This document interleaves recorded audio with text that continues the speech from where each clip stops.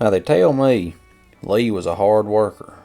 They said he had him a small farm and a young wife one time. And they just had a newborn baby, and I reckon that young'un was gripped by the colic something awful. Said it cried all hours of the night. They couldn't get a minute's sleep for it. Somebody told Lee that stole milk could cure a colicky baby, so he was desperate to help it, and that's when he got his mind set on Edith's cow.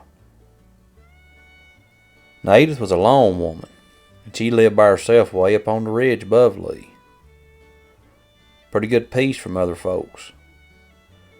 But I don't reckon she was just any woman. He said she had a way of knowing things before they happened, and said she could whip up just about any kind of remedy. Said she could fix just about any kind of sickness there was. I reckon that's why folks called her a witch. But they said she didn't mind it none, that she had her peace and that's all she wanted.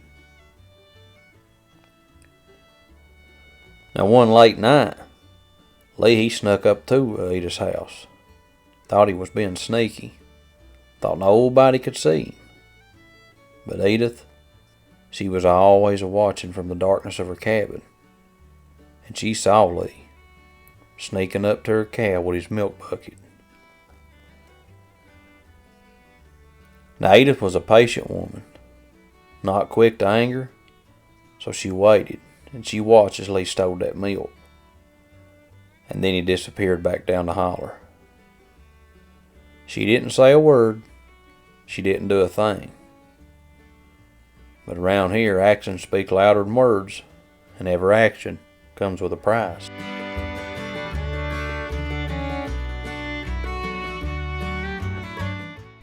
Now just after he stole that milk, odd things started happening to him.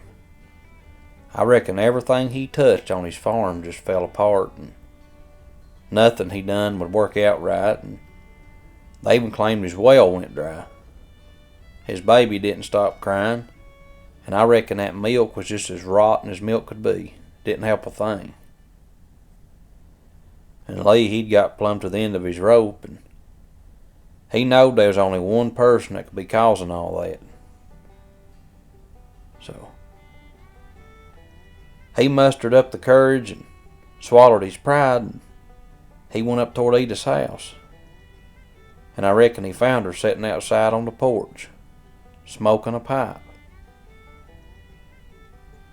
But Lee, he told her what he done, and he was apologizing to her, and he told her about the sick baby, and I reckon he begged her to forgive him.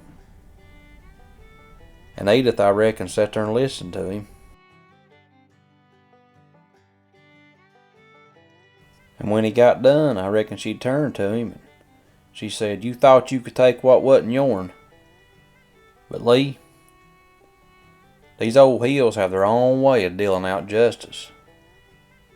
Why couldn't you just ask me for help instead of stealing from me?" Then I reckon she done something that Lee sure wasn't expecting. Reckon she got up and went in her house, and she come out with a little old jar with something other in it, and she said, "Give this to your baby, Lee, and it'll cure that colic. But remember, everything you do or you get in life comes with a price." I reckon Lee went on to the house, and he was guilt-ridden, but he was hopeful.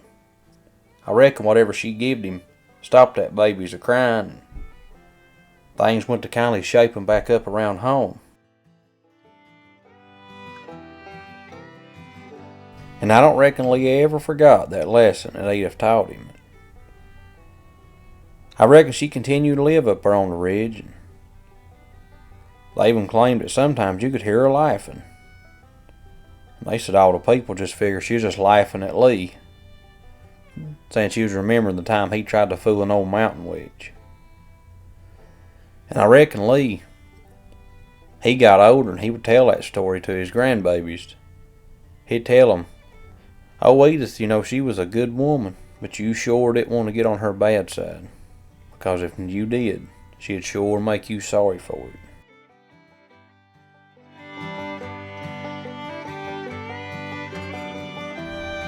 I reckon this old story's been shared around on front porches, out in the gardens, and round the fire. And I reckon it's been shared to these youngsters that think it was a good idea to get the sticky fingers. Kind of reminder to them that there's always somebody a-watching, no matter how slick you think you are. There's always somebody knows what's going on. And it's a warning to them that everything comes with a price. And that these hills, they do have their own way of dealing with it. And they will get justice.